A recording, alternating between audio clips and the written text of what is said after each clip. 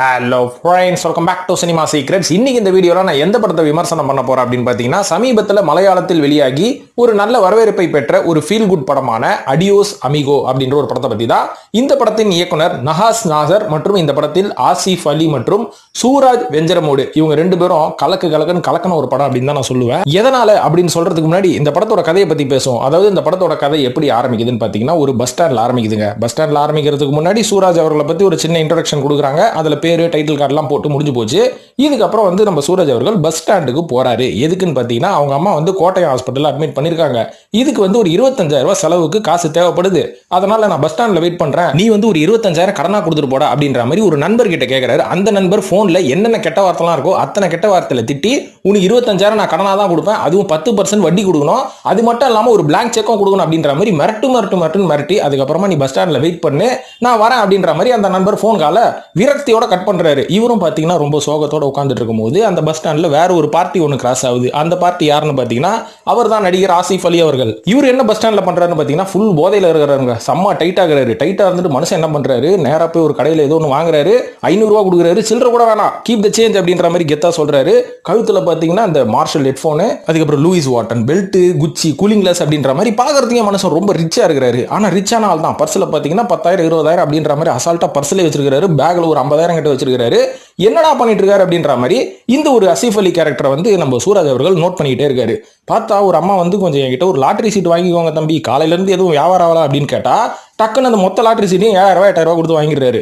உடனே சூரஜுக்கு ஒரு சின்ன ஒரு ஐடியா தோணுது. நம்ம வந்து ஒரு 25,000 அம்மாவுக்கு உடம்பு சரியில்லைன்னு கடனா கேட்டா நம்ம ஃப்ரெண்டு அசிங்கமா போன்ல திட்டுறான். ஏன்னா இதுக்கு முன்னாடி வாங்கின கடையில நம்ம சரியா திருப்பி கொடுக்க முடியல. ஏன்னா நம்ம ஒரு பெயிண்டர் வேலை பார்க்குறோம், நம்மளுக்கு இருக்கிற சம்பளத்துக்கு கொஞ்சம் கொஞ்சமாக தான் அடைக்க முடியும். ஆனா இந்த ஆள் வந்து ஆசிஃப் அலி வந்து காசை வாரி இறக்கிறாரு, உதவி மனப்பான்மையா இருக்கிறாரு, மலையாளத்தில் ஒரு கேப்டன் மாதிரி இருக்கிறாரு அப்படின்ற மாதிரி இவரை கொஞ்சம் நோட் பண்ணிக்கிட்டே என்ன பண்றாரு, கொஞ்சம் இந்த மனுஷன் கிட்ட பேச்சு கொடுக்கலாமா அப்படின்ற மாதிரி முயற்சி பண்றாரு. ஆனா சூராஜ் அவர்கள் பேசிக்கலி ஒரு இன்ட்ரோவர்ட். நம்புங்க, இன்ட்ரோவர்ட் தாங்க, இந்த படத்துல அந்த ஆள் இன்ட்ரோவர்ட்டுங்க அப்படின்னு சொல்லி ஒரு ஓரமா சேர்ல உட்காந்து திரும்பி பார்த்தா நம்ம ஆசிஃப் அலியே வந்து இவர்கிட்ட பேச ஆரம்பிக்கிறாரு. ஏன்னா ஆசிஃப் அலி பாக்குற எல்லாரையும் பேசுறாரு. ஏன்னா மனுஷன் ஃபுல் டைட் ஆகுறாரு. பேசிக்கிட்டே என்ன பண்றது, பாஸ் வாங்கலாம் ஒரு டீ குடிமா அப்படின்னு கொஞ்சம் வலிச்சுன்னு போறாரு. 2 பேரும் டீ குடிக்கிறாங்க. டீ குடிக்க கூட காசு இல்லாம தான் அந்த பஸ் ஸ்டாண்ட்ல உட்காந்துருந்தாரு சூரஜ்.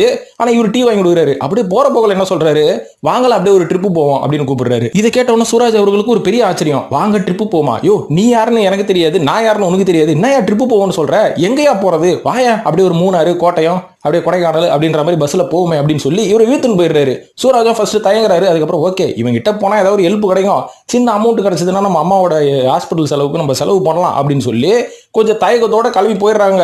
இதுக்கப்புறம் இந்த போதை கை கிட்ட என்னென்ன பாடுபடுறாரு சூராஜ். அதுக்கப்புறம் அவங்க அம்மாவுக்கு ட்ரீட்மெண்ட்டுக்கான காசு இவர்கிட்ட இருந்து கிடைச்சதா இல்லையா, எல்லா காசையும் மொடா குடியாரம் குடிச்சு காலி பண்ணிட்டு நடுத்தெருல ஒரு நிறுத்த போறானா. இதுக்கப்புறம் என்ன நடக்குது, இந்த பயணத்துல என்ன நடக்குது அப்படின்றது தான் இந்த படத்தோட மீதி கதை. கேட்கறதுக்கே ரொம்ப இன்ட்ரெஸ்டா இருக்குல்லங்க. இதெல்லாம் தமிழ்ல எடுக்கணும்னாலே உங்களுக்கு தனிப்பட்ட ஒரு மூளை வேணும். ஆனா மலையாளத்துல இந்த படத்தை எப்படி எடுத்து வச்சிருக்காங்க அப்படின்றத ஒரு சில பாசிட்டிவ்ஸ் மற்றும் நெகட்டிவ்ஸோட சில பிரச்சனைகள் என்னென்ன இருக்கு அப்படின்றத நம்ம விளக்குவோம். அதாவது இந்த படத்தோட பாசிட்டிவா நான் எதை சொல்லுவேன், ஃபர்ஸ்ட் எதை சொல்லுவேன் அப்படின்னு பாத்தீங்கன்னா, இது வந்து ஒரு ஷார்ட் பிலிம் எடுக்கிறதுக்கான ஒரு சின்ன கண்டென்ட் தான் நண்பர்களே. ஆனா இந்த ஷார்ட் பிலிம் கண்டென்ட்டை வச்சு 2.75 மணி நேரம் இந்த படத்தை எடுத்துருக்காங்க. இதுவே ஒரு மிகப்பெரிய புத்திசாலித்தனம்னு சொல்லுவேன். ஏன்னா இந்த படத்துல இவங்க 2 பேரும் டிராவல் பண்ண ஆரம்பிச்சதுக்கு அப்புறம் இந்த பயணம் எப்படி இருக்கு, இந்த பயணத்தின் போது இவங்க எந்தெந்த கேரக்டர்லாம் இவங்க சந்திக்கிறாங்க, என்னென்ன வித்தியாசமான ஆட்கள்லாம் இந்த படத்துல நடுவுல வந்துட்டு போறாங்க அப்படின்ற இன்ட்ரெஸ்டிங்கான விஷயத்தை வச்சுதான் இந்த படத்தை இவ்வளவு நீளமா எழுதிருக்காங்க. இது மட்டும் இல்லாம ஒரு தமிழ் ரசிகர்களாக இருந்தாலும் சரி, மலையாள ரசிகர்களாக இருந்தாலும் சரி, எந்த லாங்குவேஜ் ரசிகராக இருந்தாலும் மலையாளத்துல ஒரு யூனிக்கான ஒரு விஷயம் வந்து நம்ம எதிர்பார்ப்போம். அந்த மலையாள படம்னா ஒரு சில இன்ட்ரெஸ்டிங்கான விஷயம் இருக்கும், நம்ம எதிர்பார்க்காத பல விஷயங்கள் இருக்கும் அப்படின்ற மாதிரி நம்ம எதிர்பார்ப்போம்.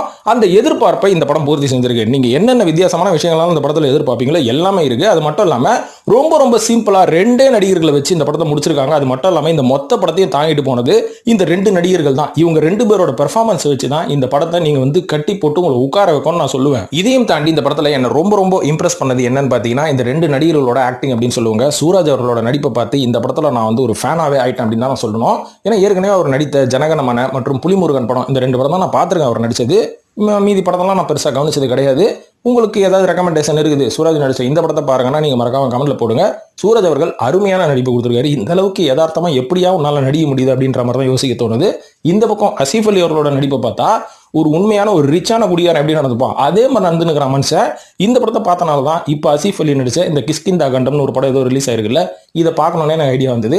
அந்த அளவுக்கு இவங்க ரெண்டு பேரும் தனிப்பட்ட முறையில் என்னை இன்ஸ்பயர் பண்ணிட்டாங்கப்பா. இந்த படத்தை தயவு செய்து மிஸ் பண்ணாதீங்க அப்படின்னு தான் சொல்லுவேன். இந்த படத்தில் ஒரு நெகட்டிவ் அப்படின்னு சொல்லணும்னா, நான் ஏற்கனவே சொன்ன மாதிரி இந்த படத்தோட லென்த் தாங்க. கிட்டத்தட்ட ஒரு 2.25 மணி நேரம் இந்த படத்தை வந்து இழுத்துருக்காங்க.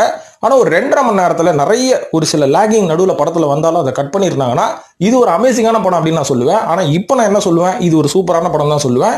இந்த படத்துக்கு சினிமா சீக்ரெட்ஸ் கொடுக்க போற ரேட்டிங் 5க்கு 4.